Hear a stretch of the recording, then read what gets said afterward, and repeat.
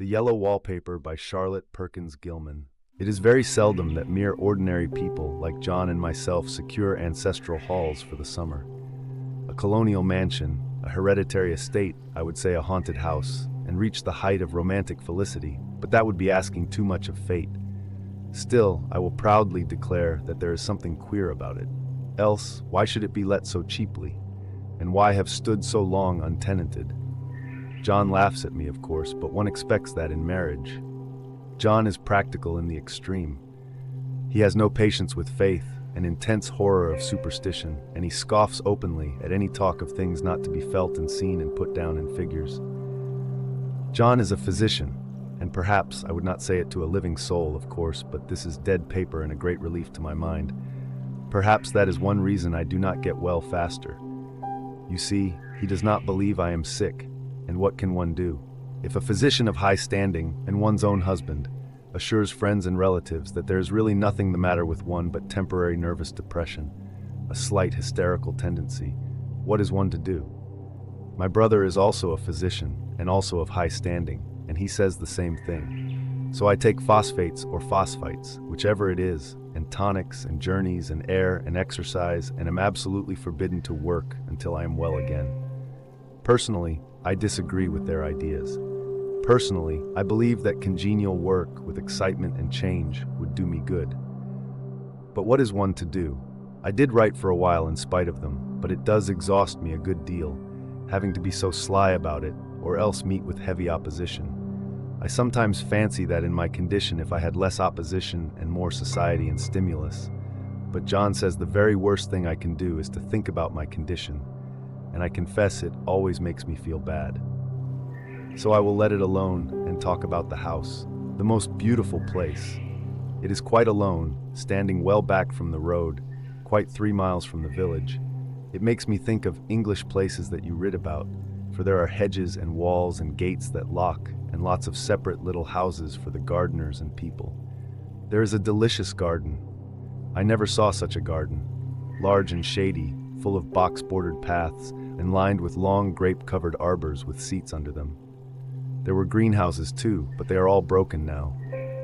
There was some legal trouble, I believe, something about the heirs and co-heirs. Anyhow, the place has been empty for years.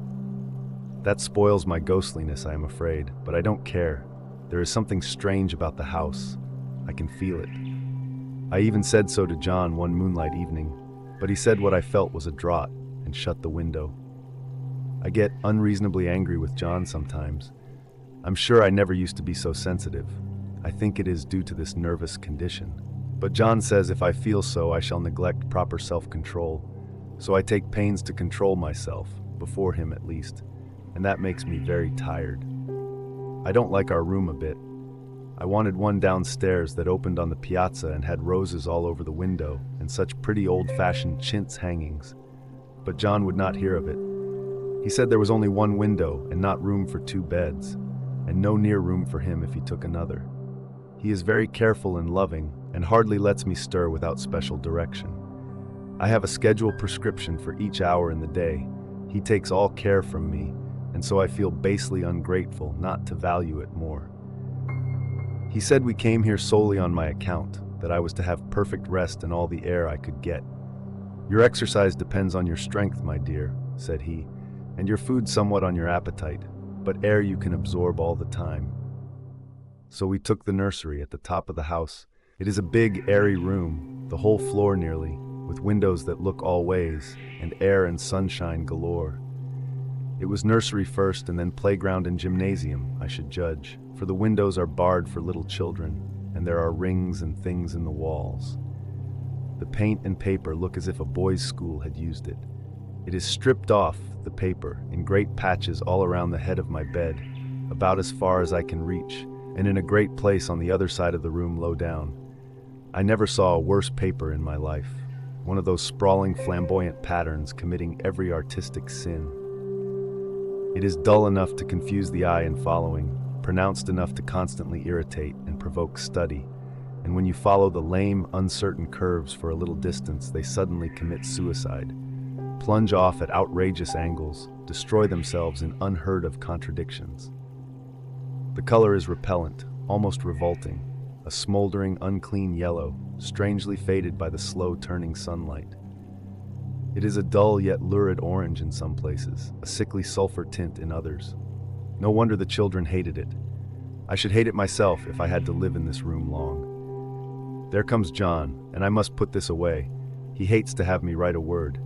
We have been here 2 weeks, and I haven't felt like writing before since that first day. I am sitting by the window now, up in this atrocious nursery, and there is nothing to hinder my writing as much as I please, save lack of strength. John is away all day, and even some nights when his cases are serious. I am glad my case is not serious, but these nervous troubles are dreadfully depressing. John does not know how much I really suffer. He knows there is no reason to suffer, and that satisfies him. Of course, it is only nervousness. It does weigh on me so not to do my duty in any way. I meant to be such a help to John, such a real rest and comfort, and here I am a comparative burden already. Nobody would believe what an effort it is to do what little I am able, to dress and entertain and order things. It is fortunate Mary is so good with the baby, such a dear baby, and yet I cannot be with him. It makes me so nervous. I suppose John never was nervous in his life. He laughs at me so about this wallpaper. At first he meant to repaper the room, but afterwards he said that I was letting it get the better of me, and that nothing was worse for a nervous patient than to give way to such fancies. He said that after the wallpaper was changed it would be the heavy bedstead, and then the barred windows, and then that gate at the head of the stairs, and so on. You know the place is doing you good, he said, and really, dear, I don't care to renovate the house just for a 3 months rental. Then do let us go downstairs, I said. There are such pretty rooms there. Then he took me in his arms and called me a blessed little goose, and said he would go down cellar if I wished, and have it whitewashed into the bargain. But he is right enough about the beds and windows and things. It is as airy and comfortable a room as anyone need wish, and of course, I would not be so silly as to make him uncomfortable just for a whim. I'm really getting quite fond of the big room, all but that horrid paper. Out of one window I can see the garden, those mysterious deep-shaded arbors, the riotous old-fashioned flowers and bushes and gnarly trees. Out of another I get a lovely view of the bay and a little private wharf belonging to the estate. There is a beautiful shaded lane that runs down there from the house. I always fancy I see people walking in these numerous paths and arbors, but John has cautioned me not to give way to fancy in the least. He says that with my imaginative power and habit of story-making, a nervous weakness like mine is sure to lead to all manner of excited fancies, and that I ought to use my will and good sense to check the tendency. So I try. I think sometimes that if I were only well enough to write a little, it would relieve the press of ideas and rest me. But I find I get pretty tired when I try. It is so discouraging not to have any advice and companionship about my work. When I get really well, John says we will ask Cousin Henry and Julia down for a long visit, but he says he would as soon put fireworks in my pillowcase as to let me have those stimulating people about now. I wish I could get well faster, but I must not think about that. This paper looks to me as if it knew what a vicious influence it had. There is a recurrent spot where the pattern lolls like a broken neck and 2 bulbous eyes stare at you upside down. I get positively angry with the impertinence of it and the everlastingness. Up and down and sideways they crawl, and those absurd, unblinking eyes are everywhere. There is one place where 2 breadths didn't match, and the eyes go all up and down the line, one a little higher than the other.